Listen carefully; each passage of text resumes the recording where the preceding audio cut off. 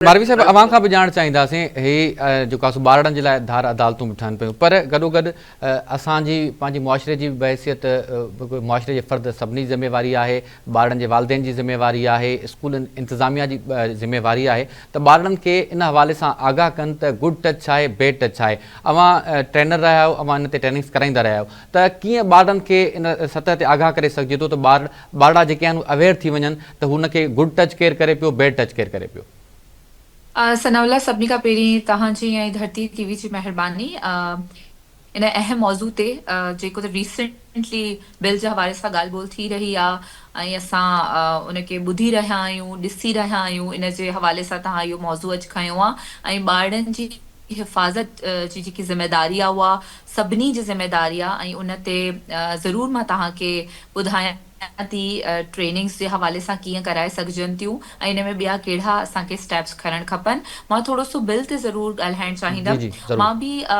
हिकु त एप्रिशिएट करणु चाहींदमि कि इहो हिकिड़ो सुठो क़दम आहे ऐं अहिड़ा क़दम ज़रूरु अचणु खपनि। लेकिन काशिफ जी ॻाल्हि तमामु अहम आहे कि कंसल्टेशन केतिरी सतह ते थी आहे छो जो जेतिरो हिन वक़्तु मूंखे इंटरव्यू मां ख़बर पई आहे त उन्हनि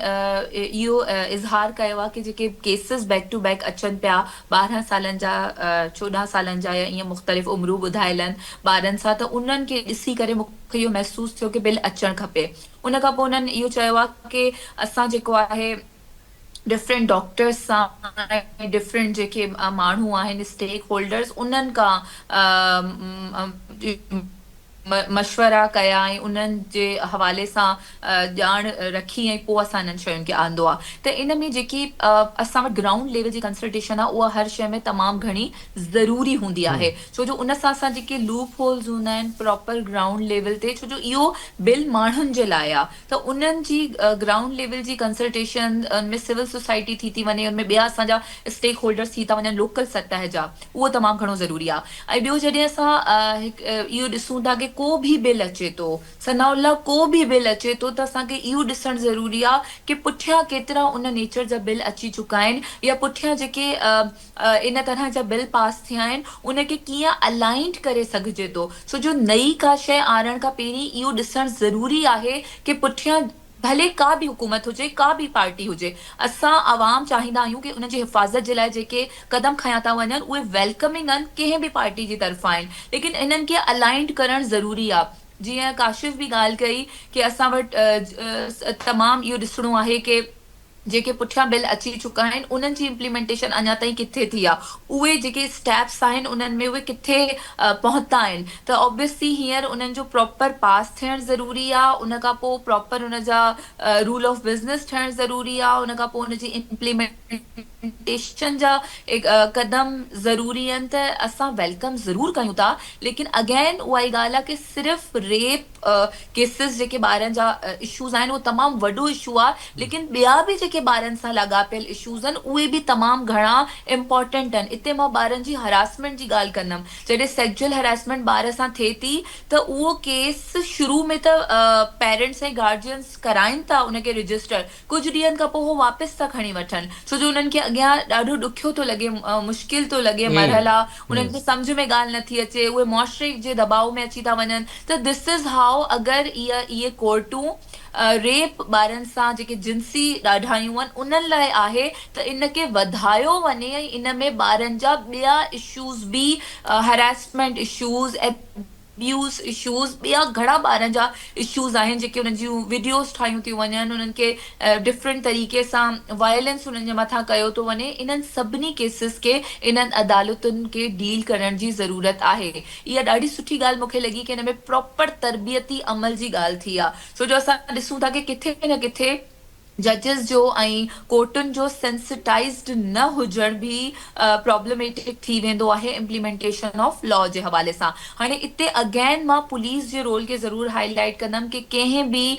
लॉ खे प्रॉपर इम्प्लीमेंट करण जे लाइ इदारनि जो ख़ासि रोल हूंदो आहे ख़ासि कर पुलिस जो त उन खे भी हाणे इन तमामु अमल में ॿारनि जी जेकी आइडेंटिटी रिवील थियण आहे ॿारनि खे कंहिं तरीक़े सां डील कयो वेंदो उन्हनि में उहे तरबियत तरबियत याफ़्ता हूंदा जेके इन्वेस्टिगेशन ऑफिसर्स हूंदा, छो जो इहो हिकिड़ो प्रोसेस आहे न। इन वक़्तु छा सूरत हाल आहे मां तव्हांखे ॿुधाईंदमि सनाउल्ला। नंढड़ी ॿारड़ी 3 सालनि जी, उनजो दादू में रेप थिए थो, उनखे दादू खां वठी हैदराबाद 4-5 कलाक जी ड्राइव करे खयो थो अचियो वञे, छो जो उते का डॉक्टर मौजूद न आहे जेकी उनखे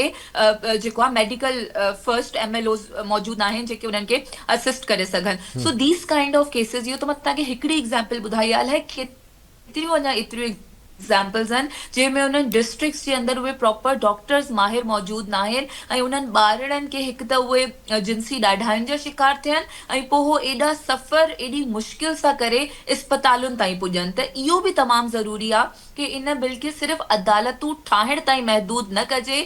हुनखे जेके इस्पतालुनि जे अंदरि प्रॉपर डॉक्टर्स जी मौजूदगी खे यकीनी बणाइजे, IOs जेके मुक़रर थियनि उहे प्रॉपर सेंसिटाइज़्ड हुजनि, ऐं इन्हनि केसिस जी कॉन्फिडेंशियलिटी जे हवाले सां बि प्रॉपर मेजर्स खया वञनि। इहे असांजी कुझु सजेशन्स आहिनि, अॻिते असां इनखे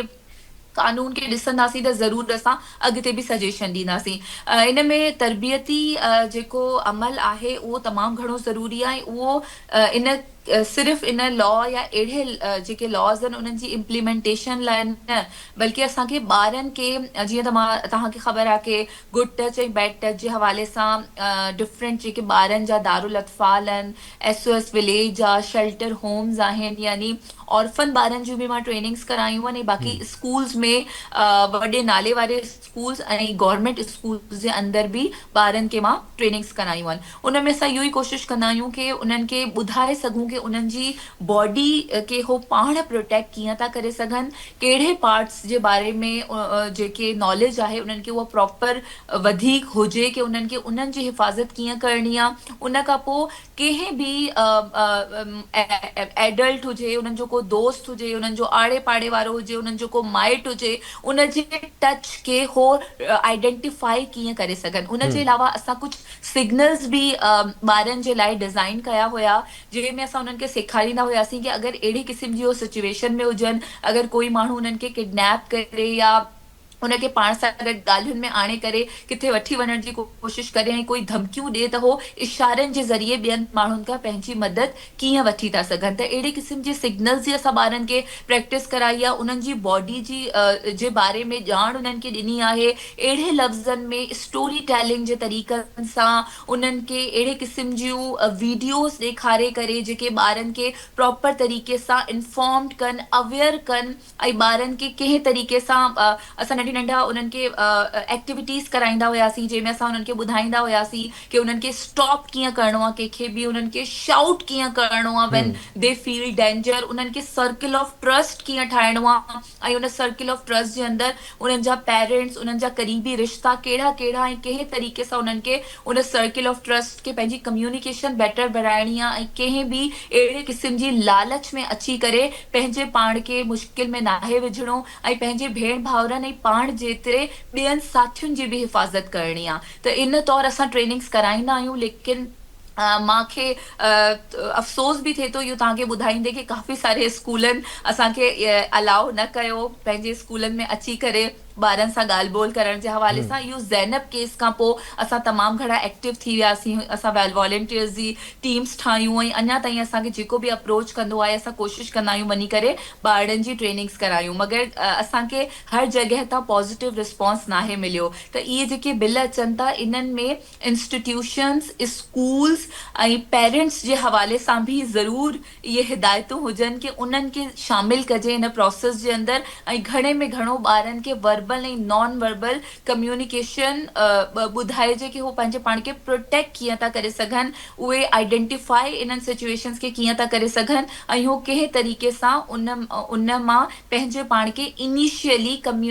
स्ट्रॉन्ग कम्युनिकेशन जे ज़रिए, स्ट्रॉन्ग सिग्नल आइडेंटिफिकेशन जे ज़रिए ऐं ॿियनि खे का हेल्प वठण जो छा तरीक़ो आहे। छो जो हिकिड़ो मासूम ॿारु पंहिंजे लाइ ॻाल्हाए कोन सघंदो आहे, उहो आइडेंटिफाई न करे सघंदो आहे कि हुन सां छा थो थिए, ऐं उहो कंहिंखां मदद घुरणु हुनखे न ईंदी आहे। त इहे ट्रेनिंग्स असां कराईंदा आहियूं ऐं अॻियां बि कराईंदा रहंदा